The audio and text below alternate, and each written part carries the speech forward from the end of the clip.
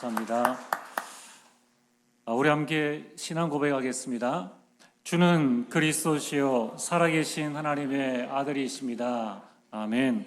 우리 옆 사람과 함께 인사를 나누겠습니다. 오직 그리스도면 됩니다. 빌립이 오직 그리스도 붙잡고 사마리아를 살렸고 이제 사마리아의 모든 장벽을 무너뜨렸습니다. 그래서 오늘 말씀의 제목은 사마리아 장벽을 무너뜨린 빌립 집사입니다. 지난주가 이제 8월 15일 광복절이었습니다. 이번에 더 뜻깊은 것은 80주년 광복되었습니다. 우리나라가 아무 힘이 없을 때 이 강대국 일본의 침략을 받아서 우리의 의지와는 전혀 관계없이 약 36년 동안 식민지 지배를 받았습니다.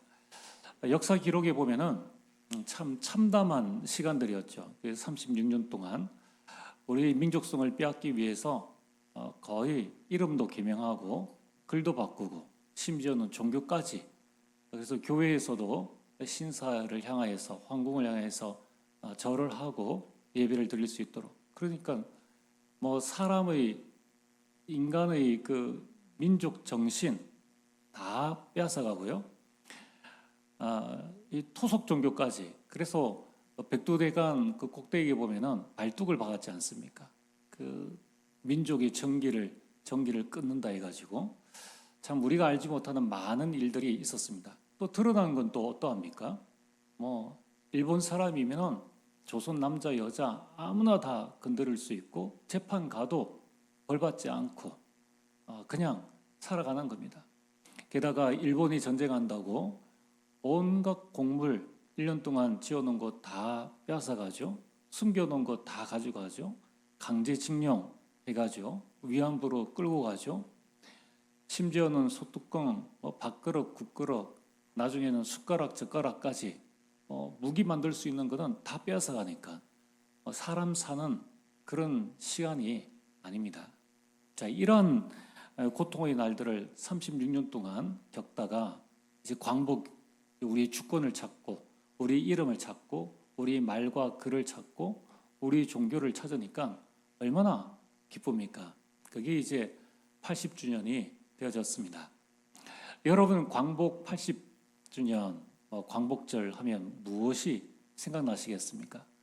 아마 그 80주년이니까 80 이상 또 70 이상 되신 분들은 참 이 광복 이후에 국가의 많은 정치적 이념과 그 분단으로 말미암는 어려움들을 많이 겪었던 것을 기억을 할 것입니다. 저는 이제 그 시절이 아니었으니까 그 부분을 정확하게 알지는 못합니다. 그러나 이제 저희 기억 속에 광복절 하면 떠오르는 그 영화가 하나 있습니다. 제목은 모르겠는데요. 제가 헬스장에서 운동하다가 뭐 보니까 광복에 관한 부분인데 그게 실화인지 뭔지는 모르겠는데 내용은 이제 이러합니다. 마지막 부분인 것 같아요. 독립운동 하던 이제 그 팀이 있었는데 독립운동군이 가는 곳마다 자꾸 이 일본 순사들 또는 군인들이 와서 뭔가 할 수 없는 그런 상황입니다. 그래서 이제 보니까 우리 안에 첩자가 있다. 누군가가 밀고를 했을 것이다. 그래가지고 찾다 찾아보니까 같이 팀 중에 한 명이 밀고를 한 겁니다. 그래서 이제 마지막에 이제 그 주인공 되는 두 사람이 이제 밀고한 사람을 이제 처단을 이제 하라는 지시를 받고 이제 처단을 하게 됩니다. 너무 안타깝잖아요. 그동안 같이 훈련받고 고생했는데 이 사람이 첩자요. 또 중요한 독립군 정보나 이런 부분들을 빼돌렸다니까 너무 가슴이 아픈 거예요. 그래서 이제 총을 겨누면서 마지막 질문을 합니다. 왜 그랬느냐? 아니 우리가 이렇게 고생하고 나라 독립을 위해서 열심히 하고 있는데 왜 그렇게 했느냐라고 하니까 그 사람이 그 한마디가 제 마음속에 남았어요. 그 말이 뭐냐면은 10년이 지나도 우리나라가 변한 것이 없다. 20년이 지나도 일제치하에서 벗어나지 못했다. 이제 30년이 다 지났는데 10년이면 강산이 변한다고 했는데 우리나라가 변한 게 뭐가 있느냐? 그러면서 하는 말이 누가 독립이 될 줄 알았느냐? 몰랐다는 거예요. 그렇지 않겠습니까? 1년, 2년도 아니고 30년 이상 동안을 독립을 위해서 싸웠는데 나라가 변한 건 하나도 없고 오히려 점점점 이 일본이 우리나라의 이 목을 조이고 있으니까 성공하려고 하는 사람들은 다 일편편에 서가지고 동족을 팔아먹는 이런 상황 속에서 독립을 지키겠다고 나름대로 했는데 세상은 변화해진 게 없다는 거예요. 그때 마음이 흔들려가지고 이제 일본의 돈을 받아가면서 독립군을 파는 그런 일을 했던 것입니다. 그 마지막 한마디, 누가 독립될 줄 알았느냐? 여러분들이라면 그 뜻을 굳게 지키고 있었겠습니까? 자, 결혼했는데 내 아이들이 태어났어요. 학교를 보냈는데, 소학교를 보냈는데 일본어를 가르칩니다. 야, 넌 조선 사람이야. 조선 말을 배워야 돼. 그렇게 할 수 있겠느냐는 거예요. 성공하고 출세하려면 일본어 배워야 됩니다. 그리고 일본 선생님 밑에 가서 해야 되고, 야, 너 교회 가. 신사 가서 참배해야 되고, 그러는데 과연 보낼 수 있겠느냐는 거예요. 오늘 저와 여러분들이 우리가 신앙생활을 하면서 우리가 하나님 앞에서 한번 질문해야 될 게 있습니다. 과연 세계복음화는 될 것인가? 어느 날 이제 저와 여러분들이 이 땅에서의 일을 다 마치고 천국 가겠죠. 그럼 이제 그런 일은 없겠지만 우리가 한번 가정을 한번 해봅시다. 하나님께서 여러분을 딱 부르시고, 야, 너는 이 땅 살아가면서 왜 세계복음을 두고 한 번도 기도하지 않았지? 넌 세계복음을 두고 왜 한 번도 헌신하지 않았지? 그때에 우리가 하나님, 세계복음 될 줄 알았습니까? 우리 사는 형편이 이 형편인데 내가 해본들 세계복음화가 되겠습니까? 라고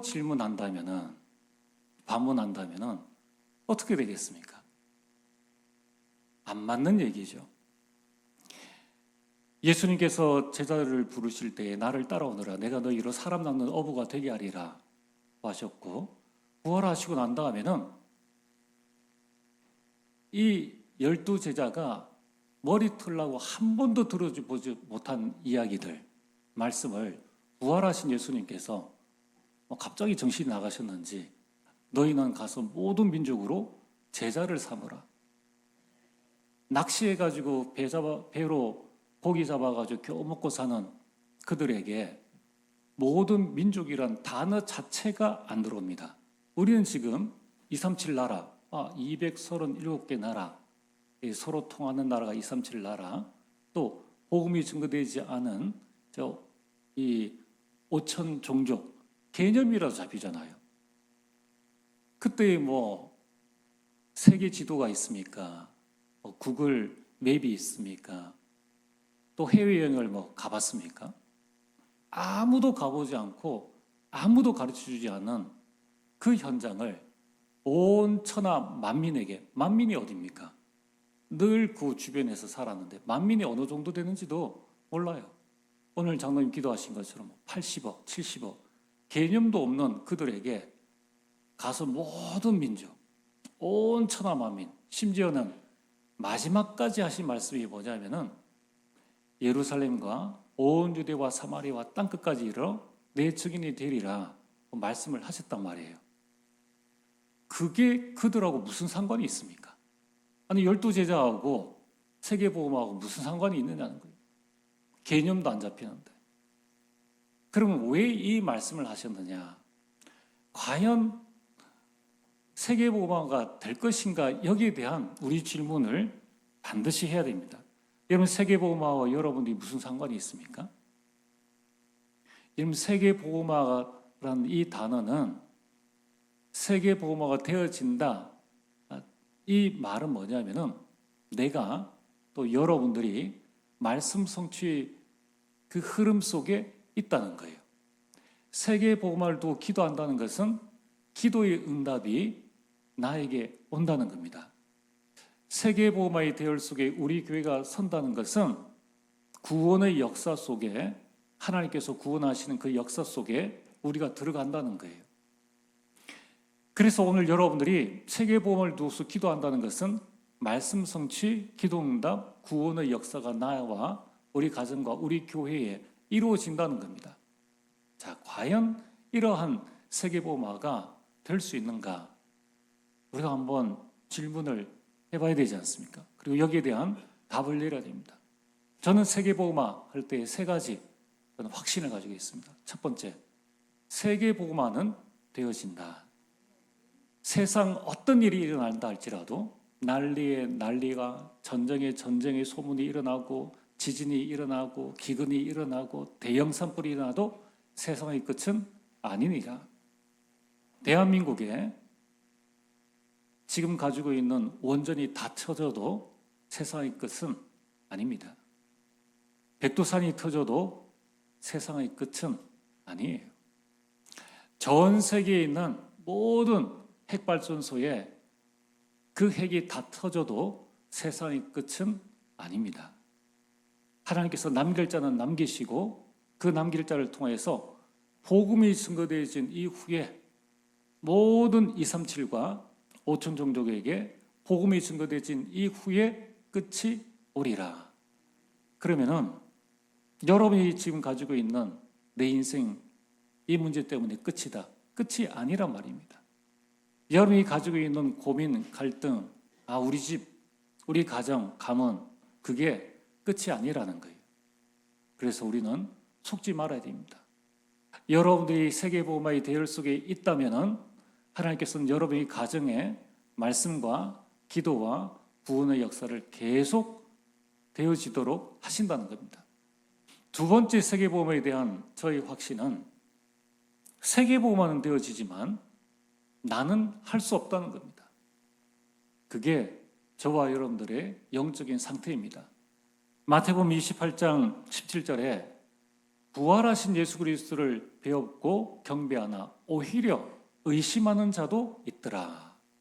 우리가 이 성경 구절 보면은 참 제자들을 향해서 참 어리석은 인간들이다.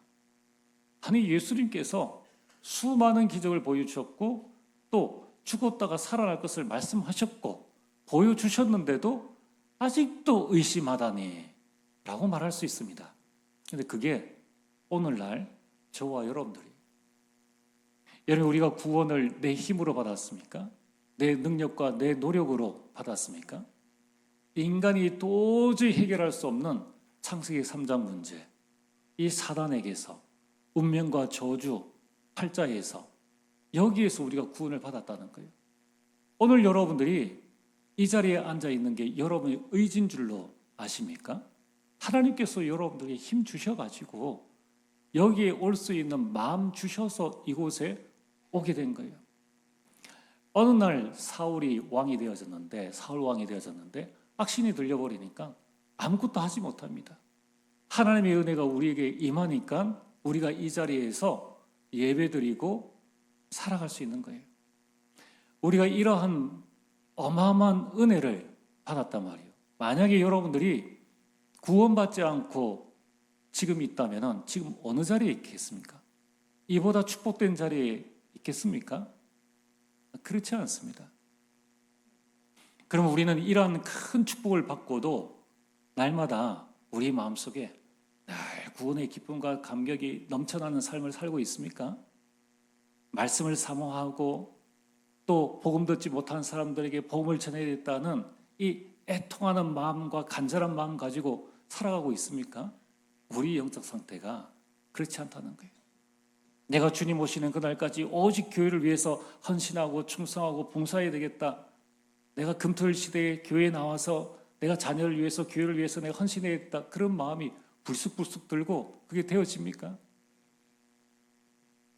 부활하신 예수를 배웠고 경배하면서도 의심한 제자의 영적 상태와 같이 어마어마한 구원을 받고도 우리는 이 땅의 의식주 때문에 나를 구원하신 하나님 예수 그리스도를 잊어버리는 게 우리 자신의 영적 상태라는 거예요. 그런 영적 상태인 우리 자신 가지고는 세계복음화를 할 수가 없습니다.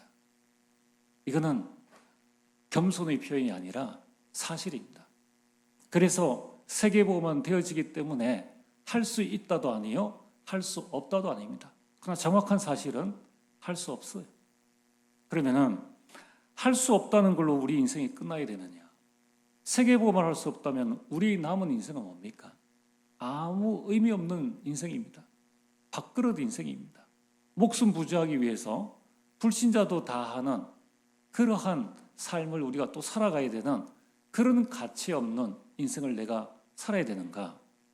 하나님께서 살려두시니까 사는 거죠. 그럼 왜 살려두시느냐? 이제 세 번째 확신은 뭡니까? 이거 우리 인생의 참된 성공은 무엇입니까? 우리 인생의 참된 성공은 나와 우리 가정과 내가 하는 일이 세계복음화에 쓰임 받는 게 그게 참된 성공입니다. 지금 우리가 하는 모든 것은 다 인생 서론입니다. 그걸 넘어서 정말 내 하는 모든 것이 하나님께 쓰임 받는 것, 이게 참된 성공이라는 것입니다. 그래서 세 번째의 확신은 나는 할 수 없지만 하나님은 하신다는 거예요. 하나님이 하십니다. 그래서 의심하는 제자들을 사도행전 1장 3절 감람산으로 부르셨습니다. 40일 동안 하나님의 말씀을 집중적으로 선포하시고 약속을 주셨습니다. 사도행전 1장 8절 이제부터는 성령 충만 받으면 땅끝까지 증인이 될 것이다.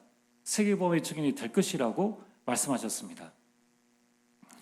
예수님께서 제자들이 완전 망대, 각인, 뿌리, 체질을 바꿨습니다.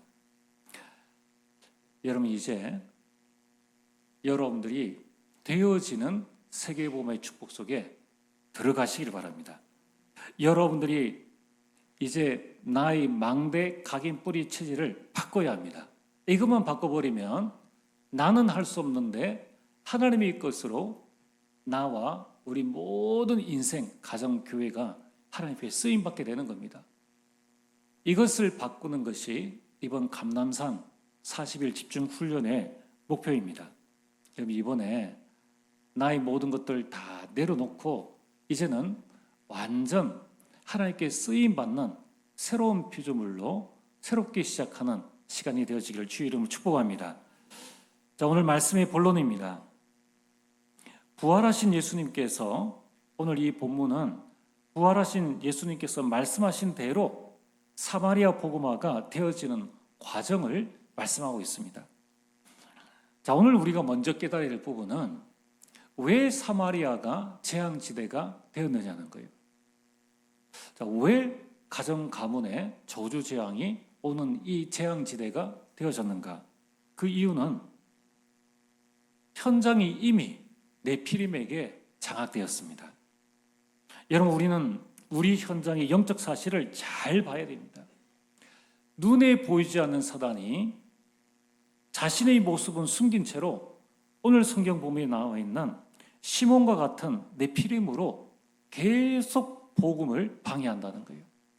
네피림은 원래의 뜻은 하늘에서 떨어진 자, 사탄을 말하는데 그 사탄이 인간 속에 하나님 없는 모르는 사람 속에 들어간 자, 이걸 보고 네피림이라고 합니다. 그래서 귀신 들린 자를 네피림이라고 합니다. 여러분이 태어나기 이전에 이미 사단이 여러분의 가정 가문을 장악했어요. 5,000년 전에 이미 이 한반도를 장악했다는 겁니다. 그래서 네피림 되어져서 이 복음의 빛이 비치지 못하도록 계속 방해한다는 겁니다. 오늘 구절에 나와 있는 마술사 시몬, 이 마술사라는 것은 지금 우리가 아는 매직쇼, 뭐 그런 쇼가 아니고요. 여기서 마술사는 박수무당입니다. 무속인이요, 점술인입니다. 네피림이 이미 현장에 있었다는 거예요. 이 네피림이 무슨 일을 했습니까? 오늘 9절입니다. 9절에 보면은 백성들을 놀라게 하며 자칭 큰 자라고 하고 있습니다. 그러면서 복음의 빛을 비치지 못하도록 계속 사마리아 사람들을 속이고 있다는 거예요. 내가 큰 자다.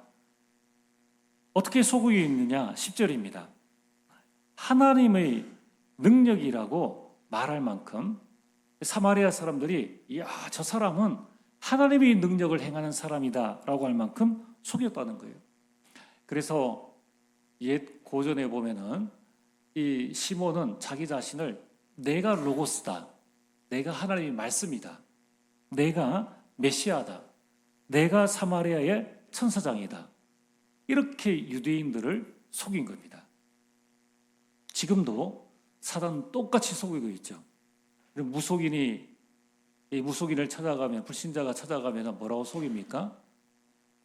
조상이 있으면 조상 신의 모습, 목소리를 내고 속이는 거예요. 또 아기를 잃어버렸으면 아기 목소리를 내서 속이는 거예요. 그 시대마다, 그 현장마다 속이는 데는 귀신입니다. 그러면서 내가 하나님의 능력이다라고 주장하면서 사람을 속이고 있습니다. 여러분, 이처럼 이 속임수가 얼마나 능통한가 하면은 오늘 10절 말씀입니다. 낮은 사람부터 높은 사람까지 다 따르며, 낮은 사람, 전혀 배우지 못한, 또 나이가 어린 사람부터 시작해서 그 땅에 모든 것을 다스릴 수 있는 학問있는 사람, 대통령이 왕이든지 누구든지 나이 든 사람이든지 관계없이 전부 다 따랐다는 거예요. 모든 사람이 다 네피림을 따랐다는 겁니다. 이유가 뭡니까? 자기 자신이 세상 신이라고, 세상 임금 노릇을 하고 있다는 거예요. 이미 그 현장을 장악해서 이 네피림은 공중 권세를 잡았습니다. 그래서 정치를 장악했는 거예요. 지금 한번 보세요. 전쟁이 왜 일어납니까? 정치 잡은 이 네피림 한 사람 때문에 무고한 사람들이 또 많은 경제에 큰 어려움들을 우리가 당하지 않습니까? 이렇게 지금 사단이 네피림을 통하여서 아예 공중 권세를 잡고, 게다가 각 사람마다 마태복음 12장 28절에서 29절에 보면은 집을 지었어요. 집을 지어서 더 이상 떠나질 않습니다. 어느 정도로 집을 지었느냐? 11절에 보면은 사람들이 오랫동안 그 마술에 놀랐으므로, 오랫동안 이 네피림에게 각인되어지고 뿌리 내리고 체질되어진 것입니다. 그래서 고린도후서 10장 4절에 견고한 진 요새를 그 사마리아 성에 완전히 치고 있었다는 거예요. 복음이 증거되지 못하도록. 그래서 하나님께서 빌립에게 공중 권세 잡은 자를 이기는 능력과 권세를 주셨습니다. 여러분, 이 공중 권세 잡은 자를 이기는 능력과 권세는 지금 이 시대를 살아가고 있는 저와 여러분들에게도 동일하게 주셨다는 거예요. 왜냐하면은 빌립은 복음 전하다가 죽었지만은 사단은 죽지 않았습니다. 사단은 지금까지 여전히 살아서 여러분의 가정, 가문, 또 여러분의 지역과 현장을 이미 장악하고 있다는 거예요.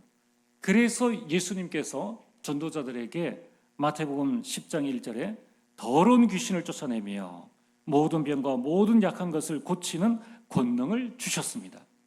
자, 오늘 예수님 믿고 여전히 이 흑암 가운데 시달리고 있습니까? 왜 우리가 그렇게 살아갑니까? 모든 병과 모든 것을 약한 것을 고치는 권능을 우리에게 주셨습니다. 여러분들이 우리 약한 부분이 뭡니까? 여러분 개인의 약한 부분, 가문의 약한 부분이 뭡니까? 사단이 여러분이 건드리는 부분이 뭡니까? 건강입니까? 경제입니까? 무능입니까? 다른 어떤 부분들입니까? 왜 거기에 우리가 계속 속아 나가느냐는 거예요. 하나님은 우리에게 이것을 이길 수 있는, 고칠 수 있는 권능을 주셨다는 거예요. 오늘 여러분들이 내가 연약해서가 아닙니다. 여러분들이 연약해서가 아니에요. 여러분이 이 권능을 사용하지 않기 때문입니다. 사용만 하면은 빌립처럼 사마리아 성을 살릴 수 있는 겁니다. 여러분의 가정 가문 몇 명입니까? 4명, 5명? 한 가문에도 20명 내외입니다. 빌립 한 사람이 완전 흑암의 한 성을 살린 것입니다.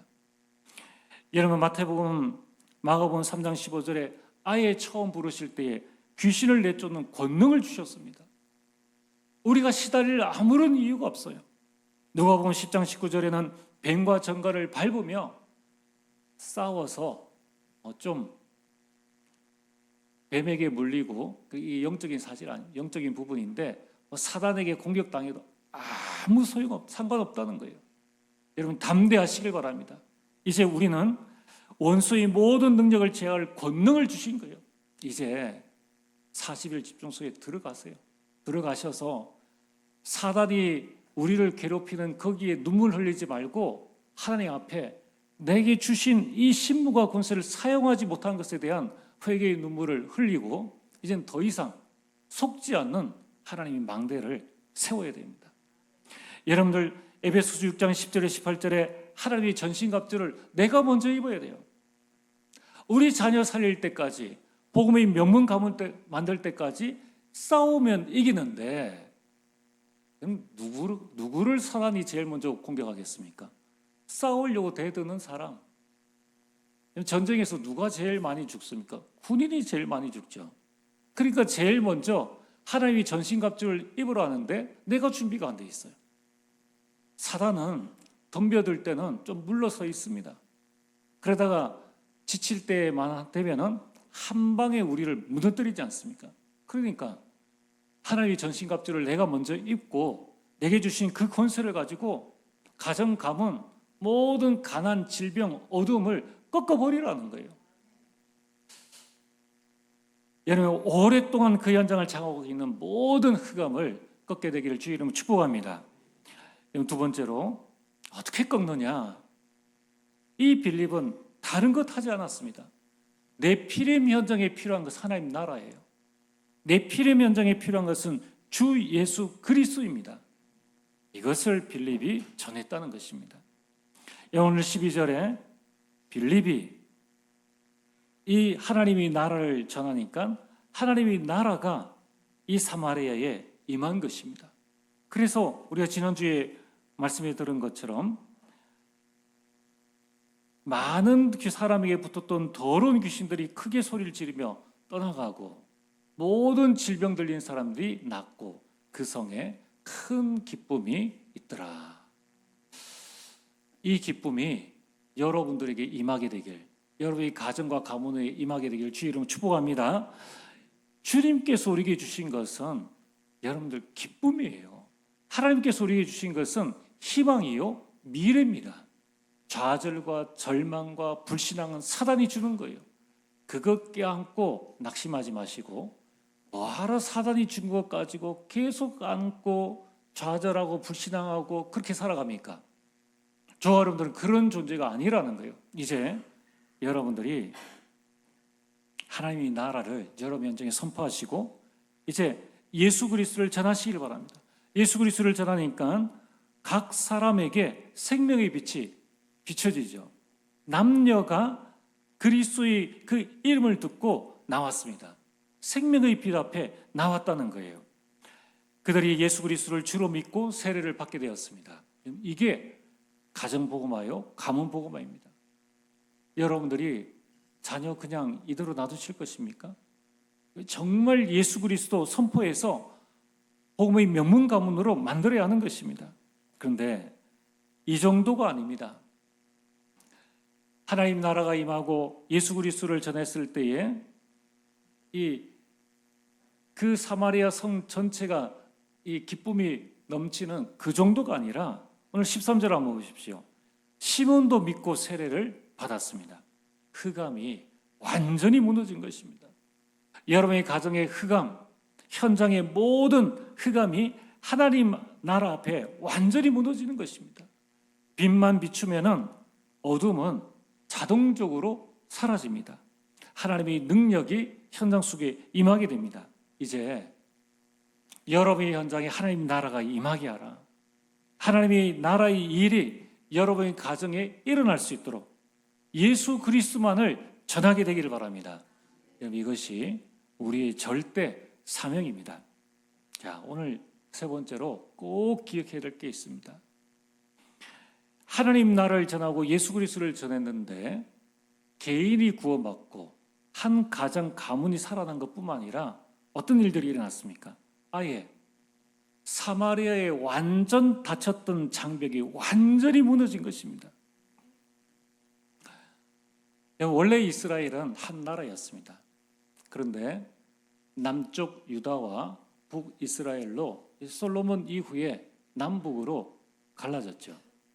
그런데 주님 오시기 전 주전 722년에 이 북이스라엘이 아수르의 침략을 받게 됩니다. 이 아수르가 이 유대 민족을 완전 없애기 위해서 쓴 정책이 뭐냐면은 이주 정책입니다. 이 북이스라엘에 살고 있는 사람을 다른 지역으로, 또 여자들을 다 빼가고 아수르가 장악하고 있는 다른 나라의 남자들, 사람들을 북이스라엘로 이주를 시킵니다.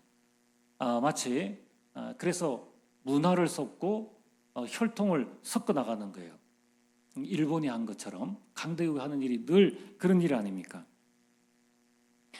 이스라엘 백성들이 가장 중요하게 보는 게 뭡니까?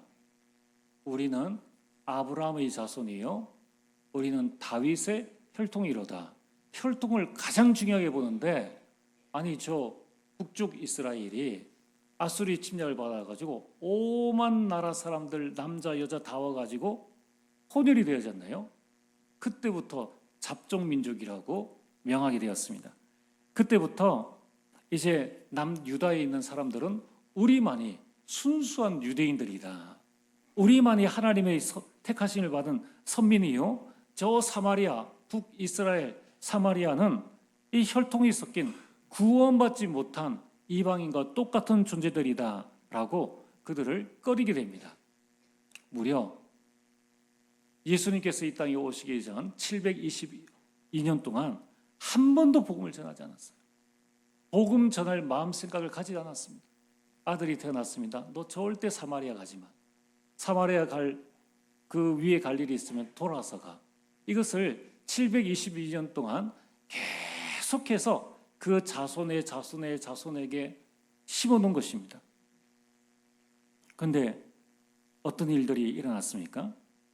아무도 가지 않는 이 사마리아에, 요한복음 4장 9절에 보면은 예수님께서 사마리아 여인에게 물을 달라고 했는데 사마리아 여인이 깜짝 놀랍니다. 당신이 유대인으로서 유대인과 상종도 하지 않는데 어찌 당신은 나에게 물을 달랍니까? 이런 사마리아입니다. 심지어는 누가복음 9장 52절에서 53절에 그 예수님도 사마리아에서는 환영받지 못했습니다. 그런데 있을 수 없는 일이 일어났습니다. 그게 뭡니까? 오늘 14절입니다. 예루살렘에 있는 사도들이 사마리아도 하나님의 말씀을 받았다 함을 듣고 베드로와 요한을 보내매. 있을 수 없는 일이에요. 베드로와 요한을 보냈다니까요. 근데 이 말은 김정은이가 회개해가지고 이 대한민국에 이 북한에 있는 국방장관, 경제장관을 보내가지고 한국을 배우고 와서 우리나라를 발전시키자라고 하는 말과 똑같은 말입니다. 여러분, 이것이 복음의 능력입니다. 복음은 절대 불가능을 절대 가능케 한다는 거예요. 750년 동안 예수님께서 오셔서 난 다음에 33년 동안 계속해서 약 750년, 건 한 800년 동안에 사마리아의 망대가 무너진 거예요. 800년 동안에 유대 민족에 각인되었던 것, 뿌리내렸던 것, 체질되었던 모든 것이 완전히 무너졌다는 것입니다. 완전히 바뀌어졌어요. 어떻게 말입니까? 성령 인도받는 집사 한 명이 750년의 망대를 무너뜨렸습니다. 완전 각인 뿌리 체질된 유대 사상을 완전히 바꿔버렸는 거예요. 심지어는 12사도 목회자를 그들의 각인 뿌리 체질을 바꿔놨다는 것입니다. 이것이 복음이라는 거예요. 그럼 이제 지금부터 여러분이 오직 하나님 나라로 5,000년 된 가문의 망대를 바꾸시길 바랍니다. 이제 우리가 눈물 짜면서 흘려야 될 그런 신분이 아니라는 거예요. 그 가문 가정의 오래된 체질 때문에 고통스럽게 우리가 살아야 될 그런 신분이 아니라는 것입니다. 우리는 이제 오직 예수 그리스도로 다른 것으로 각인된 것, 다른 것으로 뿌리낸 것, 다른 것으로 체질된 것을 완전히 바꿔버려라. 여러분들이 어떻게 하면 됩니까? 결론입니다. 제자들이 아무리 기적을 보고 살아난 예수 그리스도를 봐도 안 바뀌니까 야 올라와, 감난산으로 올라와. 그래서 40일 집중훈련을 하셨습니다. 이제 우리가 해야 될 것은 딴 것 없습니다. 여러분이 감난산으로 올라가기만 하면 됩니다. 여러분이 감난산이 뭡니까? 부활하신 예수 그리스도를 만나는 곳이에요. 여러분이 나의 감난산을 정하시길 바랍니다. 이번 40일 동안 어디서 부활하신 예수 그리스도를 만날 겁니까? 여러분들이 정하세요. 40일은 뭡니까? 40일 동안 하나님 나라의 일을 말씀하시면서 정확한 언약을 전달해 주시고 정확한 미션을 갖게 하셨습니다. 이게 40일이에요. 나의 40일은 뭡니까? 내 인생의 정확한 CVDIP를 발견하고 내 인생 생명 걸만한 미션을 발견한 게 40일입니다. 그걸 발견하라는 거예요. 그게 안 되어지면 또 40일. 집중은 뭡니까? 다른 거 필요 없다는 거예요. 하나님 나라와 예수 그리스도 외에는 필요 없으니까 제한된 집중을 해라. 이것저것 할 일이 많습니다. 가장 우선되어지는 것을 선택적 집중을 해라. 나만 사는 것이 아니라 전도회와 함께, 구역에서 함께 연약한 사람과 이끌어 나가면서 원내에서의 집중을 하시라는 거예요. 이게 훈련입니다. 할 일 많고 하고 싶은 거 많습니다. 그러나 이거 안 되어지면은 세계보고마 나와는 아무런 상관이 없습니다. 그러면 가정 가문 보고마 하나님께서 우리에게 준 축복들을 누릴 수가 없습니다. 여러분들이 훈련은 두 가지입니다. 반복입니다. 계속 반복해 나가는. 두 번째는 지속입니다. 오늘 안 돼도 내일 또 도전하는 거예요. 여러분들이 이 일을 통해서 나의 망대 각인 뿌리 체제를 완전히 바꾸어서 여러분 지역에 이제 빛을 발하는 전도의 망대 12지역에 전도 망대를 세우는 복된 인생이 되어지길 주의 이름으로 축복합니다. 전능하신 아버지 하나님 참으로 감사를 드립니다. 하나님, 사마리아 장벽이 무너진 것처럼 오늘 이 시간 하나님이 모든 축복을 막는 모든 흑암의 장벽이 무너지는 시간 되게 하여 주시옵소서. 우리 가정 가문이 살아나게 하시고 복음의 명문 가문이 되어지며 12지역에 전도 망대를 세우는 40일 집중이 되게 하여 주옵소서. 예수님 이름으로 기도리옵나이다. 아멘.